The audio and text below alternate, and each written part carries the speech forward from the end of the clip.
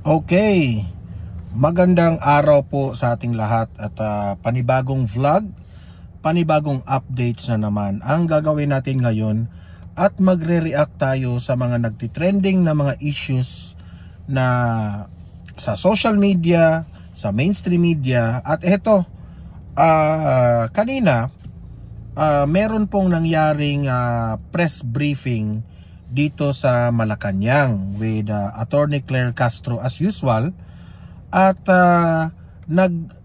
sinasagot na po ni Attorney Claire Castro ang patungkol sa issue ng ginagawang courtesy resignation ng Pangulong Bongbong Marcos. Yan pong ang i-react natin kasi marami pong ibinabato na mga issues laban dito sa administrasyon, and sinagot po ito ni Attorney Claire. Okay, i-react natin yan. Alam naman natin na it is very interesting kapag si Attorney Claire Castro na ang sumagot. Okay. Hindi na naman niya gagamitin ang pagiging attorney niya, no? Gagamitin na naman niya yung pagiging vlogger niya. Kaya sasagutin natin yan mamaya. Okay, kasi usap-usapan talaga yung courtesy resignation eh. Malaki po ang nagtataka bakit pinare-resign ni Bongbong Marcos lahat ng mga secretaries.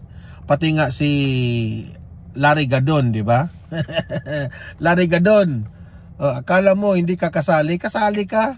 Mamaya natin yan, yung part na sinagot yan ni Attorney Claire Castro. At ito pa, Attorney Harry Roque, dating legal counsel at dating spokesperson ng Malacanang sa panahon po ni former President Duterte, kaugnay po dito sa issue ni PBBM sa courtesy resignation. Papanoorin natin po yung opinion ni Attorney Harry Roque patungkol dyan. At marami pong mga pointers, no, na mga sinasabi ni Attorney Harry Roque sa bakit ginawa ito ni PBBM, itong courtesy resignation. Okay, mamaya ipapakita ko yung video na yan. Eto, pangatlo nating pag-uusapan. Kumakalat ngayon ang mga balita na marami pong mga kapalpakan ang ating PNP. Okay? Isa na dyan, yung mga kumakalat na information na lumalala nga yung krimen ng bansa. Yun pala, marami po ang mga nakatuklas na mga sarili nilang mga kapulisan na merong iba dyan, hindi po sila nagtatrabaho ng matino. At mismo, sapul na sapul sila sa video, yung iba dyan natutulog lang, hindi nagtatrabaho. Kaya pala ang mga banat nila, kaya pala bumababa ang crime rate kasi po hindi alam ng mga kapulisan na marami ng krimen kasi natutulog lang pala sila. Okay? Si Marbil ba ang isisisi natin dito sa mga kapalpakan ng mga pulis? Yan, ipapakita ko yung balita na yan at i-react natin yan. Marbil, nasaan na yung pangpahaba ng oras mo? Yan ang epekto ng leadership mo, okay? Pero guys, bago ang lahat, bago natin ito pag-uusapan, help me po muna na i-like at saka i-share itong video na ito para kakalat ito sa taong bayan, okay? Sabay-sabay tayong mag-like and share sa Donmar TV. 1, 2, 3, go. Ayan, ang dulas ng kamay ko. And sa mga bago pa lang dito sa aking channel, mag-subscribe na po kayo para lagi kayong updated sa ating mga balita, and at the same time, yung mga cellphones po ninyo, ma-notify kayo kapag meron tayong breaking news, meron tayong bagong uploads, at kung nagla-live mismo ang ating channel, malalaman po ninyo. Okay? So mahalaga po na nakasubscribe tayo sa Donmar TV. 1, 2, 3, go. Ayan, narinig nyo ba ang snap natin? Nakasubscribe na ba lahat? Okay. So, heto na po. Sasagutin po ni Attorney Claire Castro ang mga issues patungkol po sa courtesy resignation sino-sino na po yung mga secretaries na nagsumite ng resignation. Malalaman natin yan dito sa press briefing na ito at i-react natin yan, okay? Play. Narito po ang isang mahalagang anunsyo mula sa ating Pangulo. It's time to realign government with the people's expectations. President Ferdinand R. Marcos Jr. has called for the courtesy resignation of all cabinet secretaries in a decisive move to recalibrate his administration following the results of the recent elections. This is not business as usual, the President said. Sa madaling salita ha, ang pinagbabasihan po ni Bongbong Marcos dito ay yung resulta ng eleksyon. Lagi nating tatandaan yan ha, resulta ng eleksyon. Yun ang pinagbabasihan niya na hindi raw nagugustuhan ng taong bayan ang administrasyon. So ang sa akin lang, anong ibig sabihin dito ni Bongbong Marcos? Isinisisi ba niya ang kanyang mga cabinet members, mga secretaries sa mga performance? Kasi kung ako yung tatanungin nyo, ang una kong sisisihin dito yung presidente. 'Di ba? 'Yun ang una. Kasi he has always meron siyang command. He has always the command. Sa bawat ahensya ng gobyerno, sa bawat gabinete at sa mga secretaries. So, is Bongbong Marcos pointing fingers sa mga cabinet members o sa mga secretaries? Di ba? O yun lang sa akin. The people have spoken and they have expect results. Not politics, not excuses. We hear them and we will act. The request for courtesy resignations is aimed at giving the President the elbow room to evaluate the performance of each department and determine who will continue to serve in line with his administration's recalibrated priorities. This is not about personalities, it's about performance, alignment, and urgency. Those who have delivered and continue to deliver will be recognized. But we cannot afford to be complacent. The time for comfort zones is over. This step marks a clear transition from the early phase of governance to a more focused and performance-driven approach. The President emphasized that while many have served with dedication and professionalism, the evolving needs of the country require a renewed alignment, faster execution, and a results-first mindset. Government services will remain uninterrupted during this transition, and the President reiterated that stability, continuity, and meritocracy will... Duda ako rito na hindi maiiwasan yan na meron talagang mga gabinete at mga secretaries na magtatampo dito. 'Di ba? Kasi imagine na isa sa mga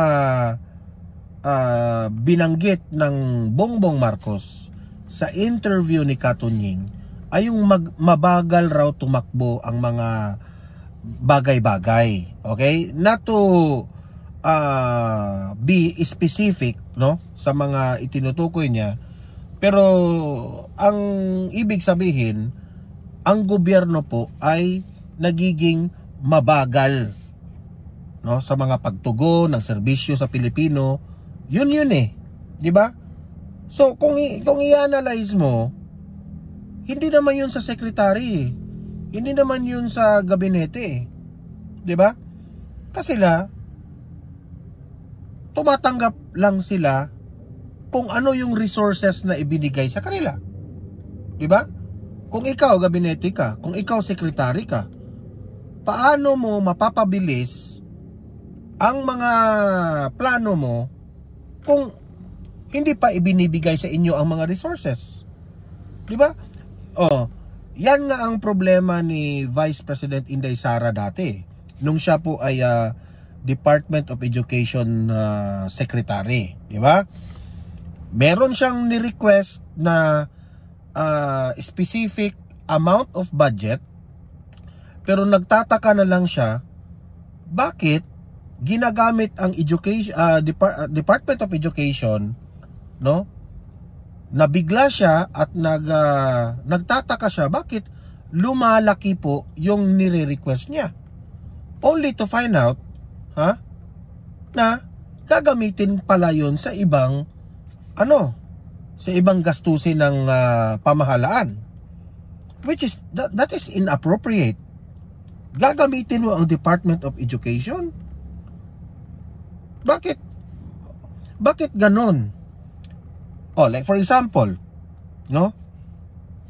Dadagdagan nila yung budget ng Department of Education, pero yun pala, yung dinagdag, ay mapupunta pala yun sa DPWH. Example lang ito bakit hindi nyo idirekta yan sa budget ng DPWH? Diba? Yan ang ipinagtataka eh. So, what I am trying to say, ibig sabihin, kahit sobra ka pang magaling na gabinete o sekretary, at the end of the day, kontrolado pa rin nila ang mga budget na ito. So wala yan sa secretary, wala yan sa gabinete, nasa political will yan ng presidente. Di ba? Did you get what I mean? Di ba? Kung yan po ang pakay niya na mabagal, yung ibang mga, ay naku, palusot na naman yan eh. Guide the formation of his leadership team moving forward. With this bold reset, the Marcos administration signals a new phase, sharper, faster, and fully focused on the people's most pressing needs. So, hindi na po siguro natin ikakagulat ang pagtawag po ng courtesy resignation ng Pangulo sa kanyang mga cabinet secretaries, heads of agencies with cabinet rank, other heads of agencies, and presidential advisors and assistants. Handa na po tayong tumugon sa inyong mga katanungan. First question, Crisel Insigne, IBC 13. Hello po, Yusek. How this courtesy call will affect the ongoing projects and programs of the administration po? Maliwanag din po ang sinabi ng Pangulo, hindi po maaapektuhan kung ano po ang pending at existing projects habang ito ay may transition. At tuloy-tuloy lamang po ang pagtatrabaho ng mga cabinet secretaries at ng mga tao sa gobyerno. At mas maganda po itong mapakita rin ng ating mga heads of agencies, cabinet secretaries, na sila ay naaayon sa goal ng Pangulo. Ipakita nila na sila ay dapat na matantili bilang parte ng administrasyon ng ating Pangulo. Sabi nga natin, walang... sa totoo lang, no? Delikado si Bongbong Marcos dito eh. Delikado si Bongbong Marcos kung meron isa sa kanila na magtatrahidor sa kanya. Di ba? Ako, I am just looking forward sa mga posibleng mangyayari. Kasi hindi lahat ng mga secretaries ay maunawaan nila yung galaw ng I know for sure may ibang mga secretaries diyan na sasabihin parang tayo yung pinagbibintangan dito sa mga hinanaing ng taong bayan eh. The people have spoken. Di ba? Yun lang ang sa akin, parang biniblame sila eh, di ba? Puwang ang tamad at korap sa administrasyon ni Pangulong Marcos Jr. So parang inamin nyo na merong corrupt talaga yung Marcos administration through these cabinet members. Sa simulat sa poll, sino ang nagpili dito? Don't tell me si Lam at si Tambaluslos ang pumili dyan sa mga secretaries na yan. Bakit? May corrupt na nakapasok ng mga gabinete. Is it really Bongbong's Marcos first choice? O ibang suggestion yan o baka suggestion na ng ibang tao? Baka sa kanyang asawa? O baka sa kanyang pinsan? Nagtatanong lang tayo. Di ba? Regis Romero, Philippine Star.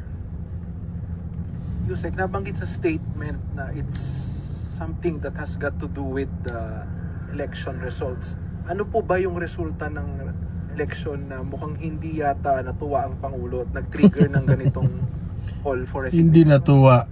Aminado ang Pangulo na kulang sa kanyang paningin, nakulangan siguro ang taong bayan sa naging performance ng gobyerno, kaya hindi nila nakuha yung pinaka-target na numero especially sa Senado.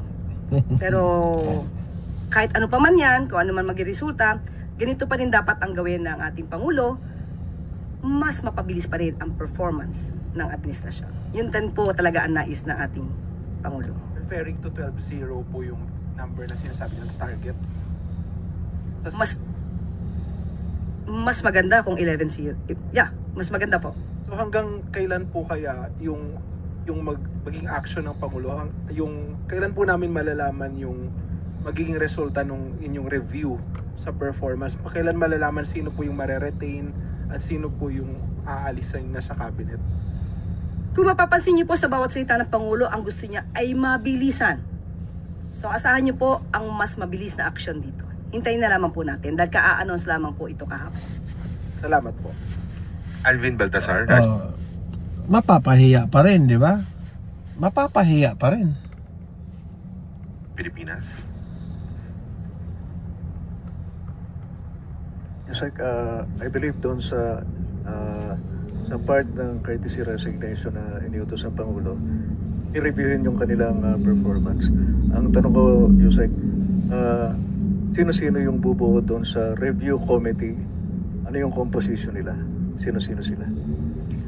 Ibibigay na lang po namin ang detalye patungkol dito at ibabato namin ang katanungan na yan sa Office of the Executive Secretary. Yusek, follow up na lang. Doon sa mga nagbigay ng resignation, hindi namin nakita yung Office of the Solicitor General. Just to kahit mayroon na, please enlighten us, kasama ba ang Office of the Solicitor General sa miyembro ng gabinete ng administrasyon? Opo, kasama po ang Office of the Solicitor General na kailangan mag-submit ng courtesy resignation. Grabe, ang dami.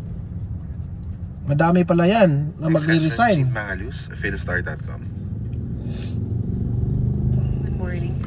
What are the metrics? We know that we want fast action from these cabinets. Actually, hinihintay ko yung taga Net 25 some of their agencies are for long-term action. So, ano yung metrics na tinitingnan ng Pangulo? Unang-una kung gano'n nga ba kabilis ang kanilang performance at kung may issue ba tungkol sa korupsyon. Importante po yan. So, hindi lamang performance to, titignan din po nila kung nagkakaroon ba ng issue tungkol sa anomalya sa kanilang pag-handle ng kanilang agency. There are reports that this shakeup is targeted towards specific secretaries. How true is this? We have no update on that. If there is really a target secretary regarding this request for courtesy resignation, there's none as of the moment. Tristan Nadalo, Newswatch. Hello po, Yusek. Good morning.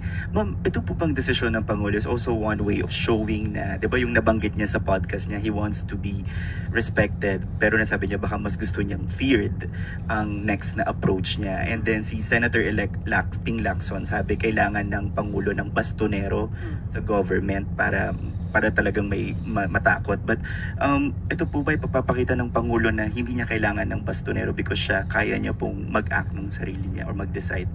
Bilang presidente, hindi po talaga dapat sinasabi na kailangan ng bastonero. Mismong presidente mismo ang bastonero.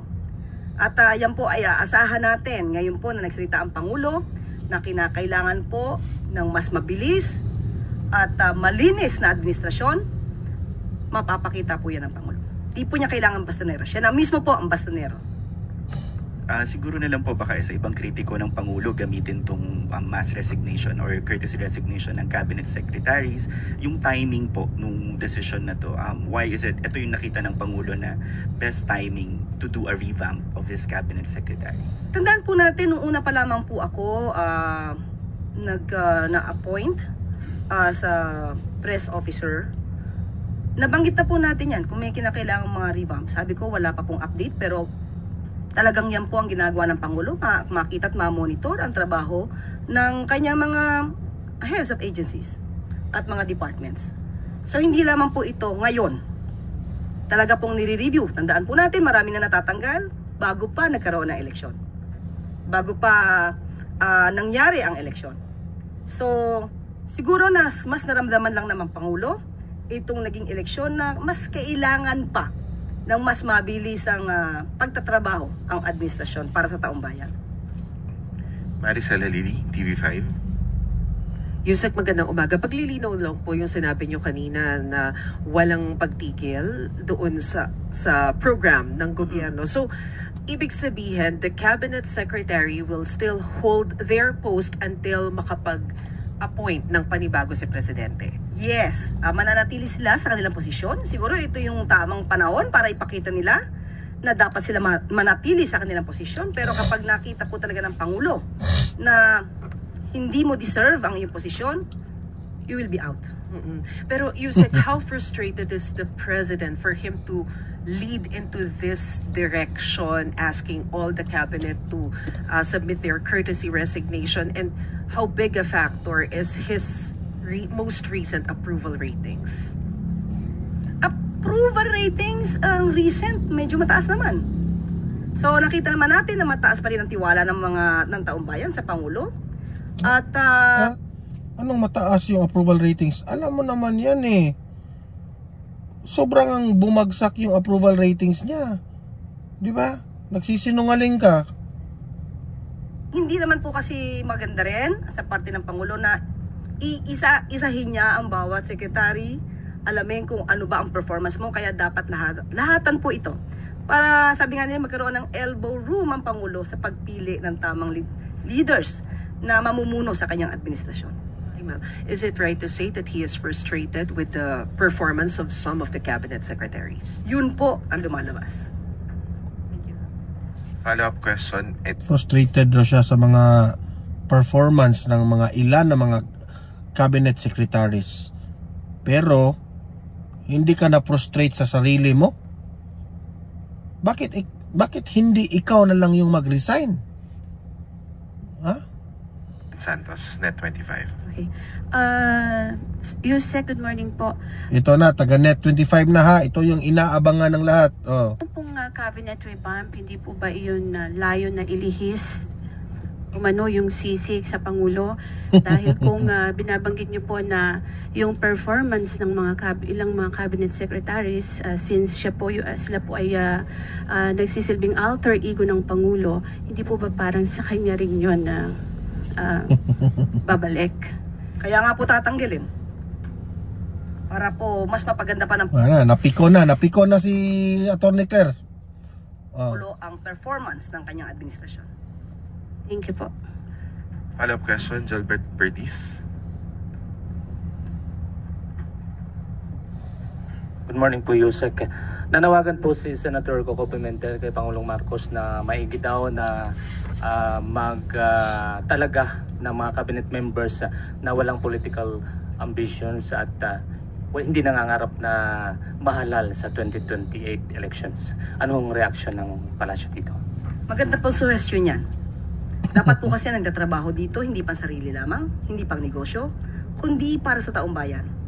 Magandang suggestion po yan at malamang po ay kasama rin po yan sa magiging criteria ng Pangulo sa pagpili ng mga bagong cabinet secretaries.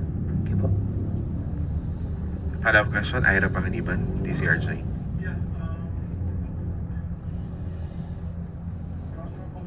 Oo nga. I can hear you. No, I was just going to ask Yusek, no. Sabi sweeping, pero there are some cabinet ranked secretaries who have expressed na wala silang balak mag-submit ng courtesy resignation. I know of at least one who says na hindi naman ako cabinet secretary, Office of the President ako eh. So, kasali ba siya? Sino yan? Si Larry Gadon na ba yan? Tinutukoy mo? Hindi ba siya kasali? Ano ba ang posisyon ng... Liwanagin po natin. All cabinet secretaries, heads of agencies with cabinet rank, other heads of agencies kahit hindi kayo secretary, and presidential advisors and assistants. So, kasama po kung sino man po yung kasama ka dyan, Larigadon. Ito po, hindi ko po alam kung sino yan. Pero wag niya pong, kung magandang performance niya, pero kung siya po ay nasa listahan po, ang kanyang posisyon ay nasa listahan, wag po naman sana magmatigas, if ever. At kung maganda naman po ang performance niya, hindi naman po siya matatanggal. Kung hindi siya magbigay ng courtesy resignation, will it be deemed na courtesy resigned na siya anyway? Tingnan po natin. Hindi ko po alam kung ano po yung pinanggagalingan ng istorya rin. Sabihin ko na si Secretary Gadon, dun sa chat group, sinabi niya hindi siya kasali. Sa aking pagkakaalam, presidential advisor siya. At ang tawag sa kanya secretary. At sa aking pagkakaalam, personally po, ay kasama po. Sa akin lamang po yan. Larigadon, mag-resign ka na. Follow-up question, Heidi Sampang, FEBC. Good afternoon, Yusek. Paano po natin parang sa mga taong bayan po, sa mga karaniwang mamamayan, paano po ito dapat na tanggapin or intindihin po nila yung pag-submit nga po ng courtesy resignation ng lahat ng mga cabinet? Baka lang po kasi may impression na unstable tayo, unstable po ang government po natin. Ganyan talaga yan. Dapat mas matuwa po ang taong bayan dahil... Actually, sa totoo lang, tama yun, yung tanong ng reporter. Ano pa yung aasahan ng taong bayan? The government and the administration of Marcos is unstable. Di ba? Unstable yan. At majority sa kanila, no? Ibig sabihin, kung majority, there is really something wrong with the leadership of the president. Di ba? Pinapakita po ng Pangulo na sabi nga natin, walang puwang sa gobyerno, sa administrasyon, ang tamad at ang korap. Mas maganda po at dapat tanggapin ng taong bayan na mapalitan ang mga ito ng karapat-dapat sa posisyon. At yun naman po ang kagustuhan ng Pangulo. Ito lahat ay para sa bansa at sa taong bayan. Follow-up question, Ivan Mayrina, GMA7. Yusek, ito pong recalibration ng prioridad. Can you tell us, ano ho kaya maaasahan ng mga tao that will come out of this call for a cabinet revamp? Anong mga prioridad po itutuon ng gobyerno ang kanilang trabaho from here on? Unang-una po, sa infrastructure, dapat po talaga matugunan, mas mabilis po dyan. Kung ano mga serbisyo sa publiko. Ang daming sat-sat niya. Bakit hindi nyo ginawa yan in the first 3 years? Ay nako. Uunahin yan. Marami pong para pwede na, sa edukasyon. sa totoo lang, no, para na rin yung inamin ni Bongbong Marcos na mas magaling talaga si former President Duterte kaysa sa kanya. Di ba?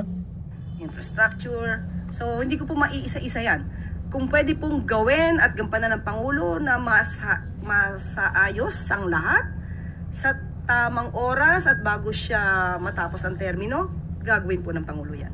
At ito ho ba ang panahon na makikita natin from here on again yung sinasabi ng Pangulo na marahil kailangan ng mas mabagsik pamumuno? Opo. Umpisa lang.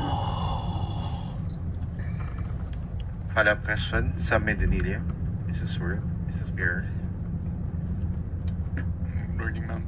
Na-mention po nila earlier na medyo may mga hindi aspect ng past 3 years na performance yung administration na hindi satisfied si Pangulo. Ano po kayang aspect nun na yung hindi satisfied si President? Is it security, economy, social welfare? Okay, sa ngayon po at wala po tayong pinakadetalye patungkol dyan at magkakaroon pa lamang po niya ng pag-i-evaluate. Kapag ka po nagkaroon na po ako ng anumang detalye patungkol po dyan, ibibigay ko po sa inyo kaagad. Tapos ma'am, dati nung nag-start pa po yung administration, naging concurrent po si Pangulo ng Department of Agriculture. May plans po ba siya na mag-take over sa some cabinet position? Ngayon po, wala po. Dahil ang sabi naman po ng ating Pangulo, tuloy-tuloy lamang po ang trabaho during this transition at hintayin na lamang po nila kung sila po ay matatanggal o hindi. That's na lang for my part, ma'am. Na-mention po nila na lahat ng cabinet secretaries na nag-submit ng courtesy resignation magko-continue pa rin sa performance ng trabaho nila. Pero di ba, regardless kung mag-submit sila ng courtesy resignation o hindi, dati pa naman may power ang Pangulo na kung gusto niyang tanggalin yung cabinet secretary niya, pwede naman niya gawin yun regardless kung may sinabit na resignation letter o wala. Bakit kailangan pong magkaroon ng courtesy resignation? Para po lahat. Lahat. Ma-realize ng lahat kung sila ba'y nagkulang o hindi. Thank you, ma'am. Next question, kay Padilla, PDV4. Morning, Secretary. Other topic po. Can the Palace clarify whether the President is indeed planning to sit in the Bicameral Conference Committee? Okay, so patungkol na yan sa BICAM, no? So, yun po. Sinagot lahat ni Attorney Claire Castro yung patungkol sa courtesy resignation. Ngayon naman, alamin naman natin yung opinion ni Attorney Harry Roque patungkol dito. Ano yung analysis ni Attorney Harry Roque? Ano sa palagay ni Attorney Harry Roque, bakit ginawa ito ni Bongbong Marcos? Di ba? Ito, pasok Attorney Harry Roque. Yan. Magandang umaga po sa inyong lahat, ha? Nako, magandang Webes po sa inyong lahat, no? At pasensya na kayo, ha? Kahapon hindi ako nakapag-live kasi medyo masama ang pakiramdam. At ngayon, mas maaga tayo nag-spokes hour. Bakit po? Abay, talagang atat na atat ako mag-spokes hour. Dahil ang Marcos Jr. ang nagsabi, nag-utos ng courtesy resignation sa lahat ng kanyang mga miyembro ng gabinete. Now, balikan natin, bakit ba siya nag-utos ng mass resignation? Well, yan po ay dahil sa pagkatalo ng alyansa. Lima lang ang napanalo ng Marcos Jr. Meron pang dalawa doon na humiwalay na sa kanila, yung Amy Marcos at saka Camille Villar, no? So ibig sabihin, palpak. At wala doon sa PFP na mga members na sa kanyang partido ang nanalo. Natalo po yung 3 PFP. Tapos, umamin ng Marcos Jr. Dalawang inamin niya, in fairness, no? Na unang-una, kaya natalo ang alyansa dahil unang-una ay napakatindi ng politika. Tama siya ron. At pangalawa, hindi nararamdaman ng taong bayan yung serbisyo na nanggagaling sa gobyerno. Tama rin siya doon. Now, alam naman pala niya ang dahilan. Unang-una, masyadong politika. Sino ba namulitika? Di ba? Sila. Namulitika sila dahil napakaaga nilang nagnasa na magkaroon ng Marcos Forever na tinangka nilang sirain na itong si Inday Sara Duterte. Sino ngayon ang sisisihin sa sobrang pamumulitika? Walang iba kundi ang Marcos Jr. administration. Correct. Sisihin niya ang sarili niya unang-una. Marami kasi nagsasabi, hindi, si Lisa Tanasian at saka si Tambaluslos. Siyang presidente. Bakit niya ibabalik ang sisi sa iba? Siyang presidente, he is the one in command. Responsible. The buck stops with him. Kung hindi niya makontrol ang sariling misis niya, hindi niya makontrol ang sariling pinsan niya, paano niya mapapatakbo ang taong bayan? Paano niya mapapatakbo ang Republic of the Philippines? Exactly. Sarili niyang misis, sarili niyang pinsan, hindi niya makontrol. Paano siya mamumuno kung hindi man lang niya pamumunuan ang sarili niyang kaanak, kasama ng kanyang may bahay at ang kanyang pinsang buo? So tama po siya. Marcos Jr., tama ka. Talagang sobrang politika, nabuwisit ang taong bayan, pero nabuwisit ang taong bayan sa iyo, sa iyong partido, sa iyong gobyerno. Kasi imbis na atupagin mong serbisyo sa taong bayan, sinisira mo palagi ang kalaban mo. At siyempre, sa iyong pagnanasa na masira ang kalaban, anong ginawa mo? Kinidnap mo at pinadala mo pa sa dahig ang Tatay Digong. Sa tingin mo ba, dahil ginawa mo yan, mamahalin ka ng taong bayan? Correct. Kasuklam-suklam ka na ngayon. Kaya tama ka. Sobrang pamumulitika at ikaw ang dahilan ng sobrang pamumulitika. Pangalawa, hindi raw ramdam ng taong bayan ang serbisyo ng gobyerno. Tama ka talaga. Kasi sangkatutak na ayudang pinamimigay mo, merong AKAP, merong TUPAD, merong AIX, ginagamit lang naman yan at kinukurakot ng mga politiko na mga kaalyado mo. Correct. At wag mong sabihin hindi mo alam yan na hindi nakakarating sa taong bayan yan. Talaga namang binibili mo ang loyalty ng mga kongresista. Anong sabi ni Toby Tiangco? karamihan ng pumirma dyan sa impeachment na yan, pumirma lamang dahil dun sa mga ayuda na makukuha nila, na alam nila na hindi naman makakarating sa kanilang mga constituents. Correct. Sabihin na natin makarating, vote buying kasi yan. Tapos pagyayabang nyo, 105 members of the Lakas Party, ulol. Paano hindi mananalo yung mga yan sa katutak na ayudang pinamigay? Pati ang EU nagsabi na yung ayuda na yan ay vote buying. O bakit hindi mo sinasagot hanggang ngayon ng EU? Diba? So talagang hindi mararamdaman ang benepisyo kasi unang-una, yung sangkatutak na ayuda hindi nakarating sa taong bayan. Grabe. Kinurakot ng iyong mga kaalyado. O, the buck stops with you. Dahil kung ikaw naman, sinampulan mo yan, ang dami-dami nang nare-report na insidente na kinukupitan yung bayad ng para sa mga mahihirap. Wala ka namang ginawa. Walang ginawa ang iyong Department of Justice kundi habulin ako. Na walang ginawa sila kundi tanim kaso. Nagsasampa ng kaso na non-bailable na wala namang merito-merito, no? Nakakahiya ka. O nagtataka ka pa na hindi nararamdaman ng taong bayan ang serbisyo nyo? At pangalawa, ano bang serbisyong sinasabi mo? 5,500 flood projects. Wala naman silang nakitang remedyo sa pagbabaha tuwing tag-ulan. O nasaan yung serbisyong sinasabi mo? Nasaan yung 20 pesos na bigas na sinasabi mo?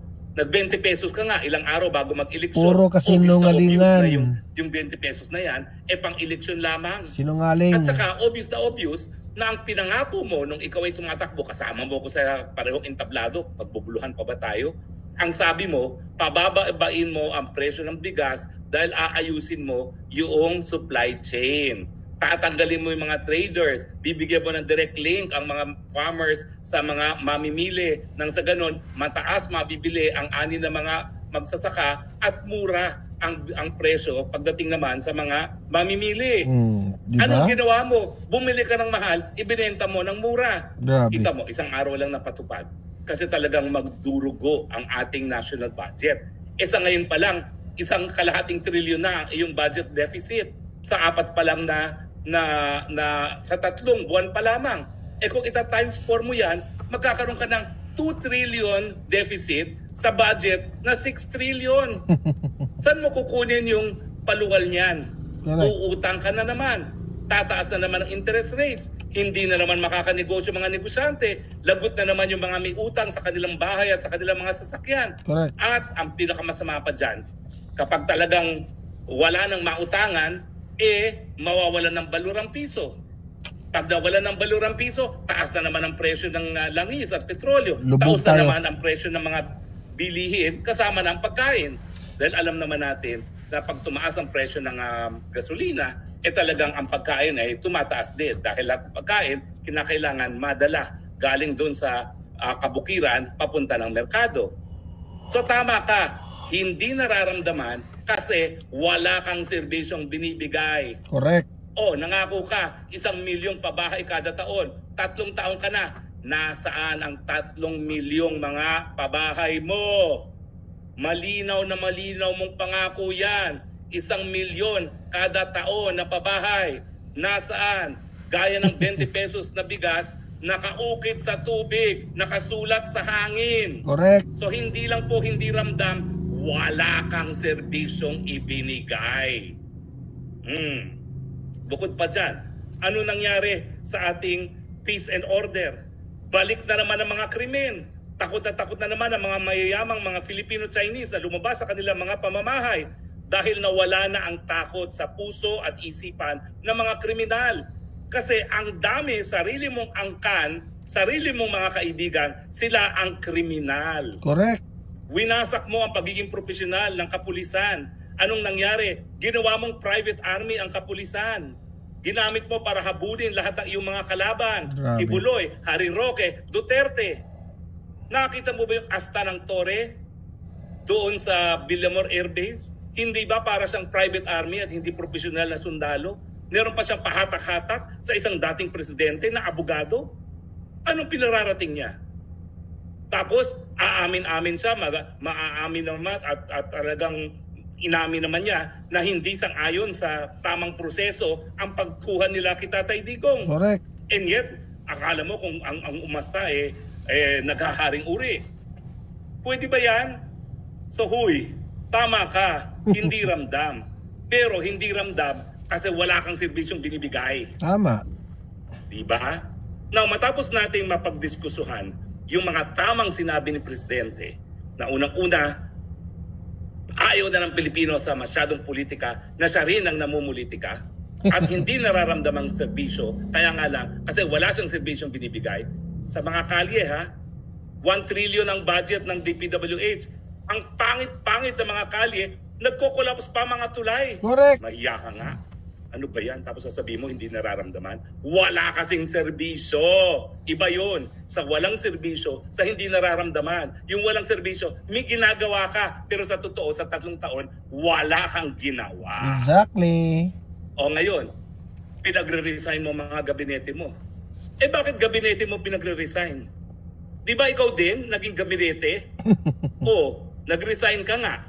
Pero may nagkaroon ba ng pagbabago? Wala.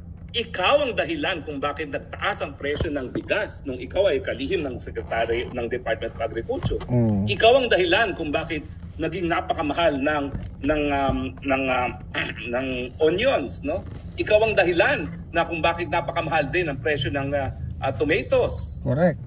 At ngayon, nag-i-import na tayo ng lahat, pati isda. Ikaw ang dahilan. Sinibak mo ang sarili, nandyan pa rin ang problema. Ang tanong ko, ano ba ang tingin mo? Ang tingin mo ba, walang serbisyong nabibigay ang gobyerno mo dahil sa mga kalihim mo? Hindi. Walang serbisyong naibibigay dahil ikaw ang problema. Unang-una, sinungaling ka dahil ayaw mong sabihin ang katotohanan kung ikaw ay nasa tamang pag-iisip. Kasi kung ikaw ay maaamin na ikaw ay bangag, patatawarin ka ng taong bayan. Si GMA nga talagang malinaw ng daya, nag-I am sorry, pinatawad. Ikaw pa kaya, na pagkakasakit naman talaga yung pagiging bangag? Patatawarin ka. Pero kaya hindi ka pinapatawad. Meron na kasing duda na wala ka sa tamang pag-iisip, wala ka ng serbisyong naibibigay sa iyong mga kababayan, nagpupumilit ka pa. Hindi lang manatili sa pwesto, kung hindi ilagay sa pwesto ang iyong mga angkan. Si Tambaluslos, kita mo yan? Ang number 1 na naninira sa iyo, yung Tambaluslos. Kasi lahat ng ginagawa niya sa Kamara de Representante, bulok.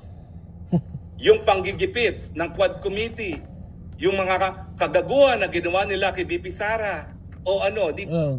sa totoo lang, talaga nakakatawa siya. Nakakatawa itong presidente natin. Tambaluslos lahat yan. But then again, hindi ako naniniwala na ang dapat sisihin si Tambaluslos, ha. Ikaw pa rin ang dapat sisihin because the buck stops with you. You are the president. Kasi, talaga, wala na tayong ibang sisisihin kundi siya. You have always the control sa mga gabinete mo. Yung pagpapasumite mo sa kanila ng courtesy resignation, alibay na lang yun para yung mga gabinete mo yung mabiblame, di ba? But bilang yan ang kaibahan nila kay Tatay Duterte. Si former President Duterte, kapag meron pong kapalpakan na mangyari sa kanyang administrasyon, aaminin niya. At siya ang unang leader na aangkin sa kamalian. Di ba? Si Bongbong Marcos nahihiya Idadaan pa nila sa ibang tao Di ba? Kaya ang kakapal ng mukha mo. Ito yung example na ibibigay ko sa inyo, mga taong bayan.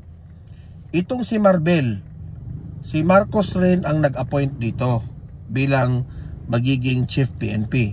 Tingnan nyo, kung ikaw Marbel, magaling kang pagkapulis ka, hindi na sana hahantong sa ganito. O ano bang issue sa mga pulis ngayon? O eto, ipapakita ko sa inyo. Play.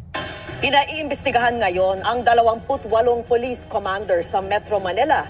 Yan po ay matapos masilip sa surprise inspection ang mga outpost at assistance desk na walang nakatao.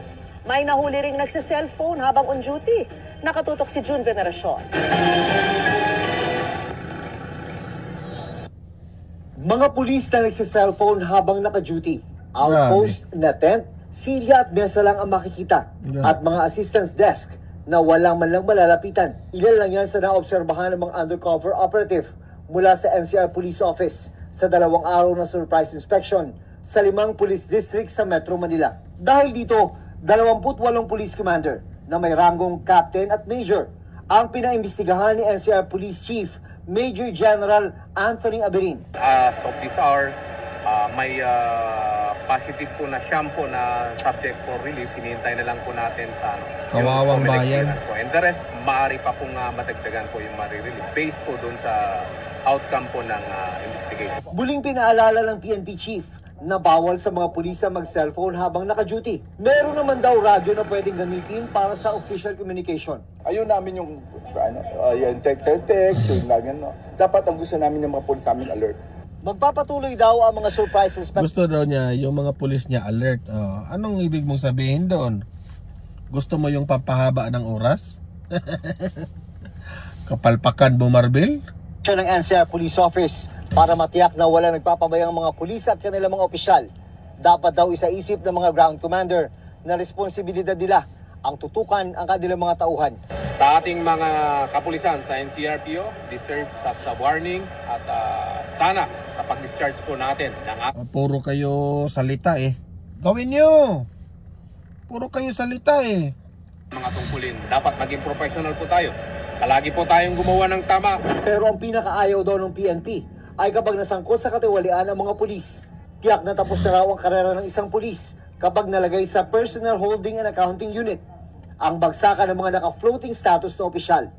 Pag nilagay ka namin, lagay ka sa pihaw, you just wait for your retirement. You're out. Hindi po kami rehabilitation center. Yan ang hirap sa iyo, Marbil. Ipakitang tao kang excuse me guys. Nagpapakita ka na matapang ka, pero wala ka namang ginagawa eh. Para sa GMA Integrated News. So, yan po. Kayong taong bayan, ano ang masasabi nyo dito? Ano sa tingin nyo? Naging epektibo ba itong mga leadership ni Marbil dito sa PNP? Yan ang pinakaunang tanong. Kasi, kung matino kang PNP ka, no? Kung matino ka, dapat may action ka dyan. 3 years na ha. Let us say 2 years sa'yo sa panunungkulan mo. Kasi iba yung una, di ba? Iba yung nag-PNP una. Wala kang ginagawa? Ha? Bakit ngayon ka lang ngayon mo lang yan natutuklasan na yung ibang mga polis dyan hindi nagtatrabaho, natutulog? So there must be something wrong. There must be something with your instruction na relax lang sila. Hindi sila natatakot sa inyo. So ano ibig sabihin? Kagaya ka rin ng amo mo, weak leader. Yun lang ang mako-comment ko dyan. Okay?